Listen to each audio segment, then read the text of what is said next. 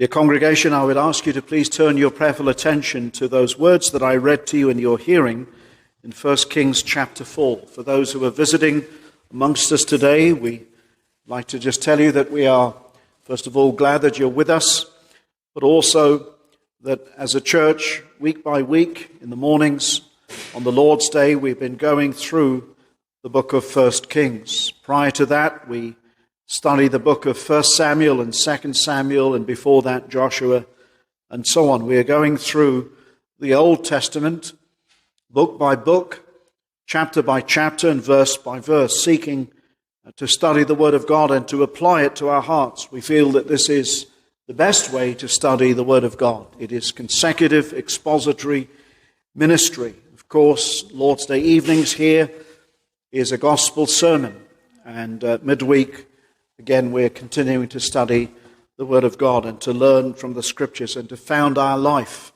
upon the truths therein. This morning we arrive in 1 Kings chapter 4. And to remind you what we saw last week, congregation, in chapter 3, we began to see the reign of King Solomon, that great reign of the great king.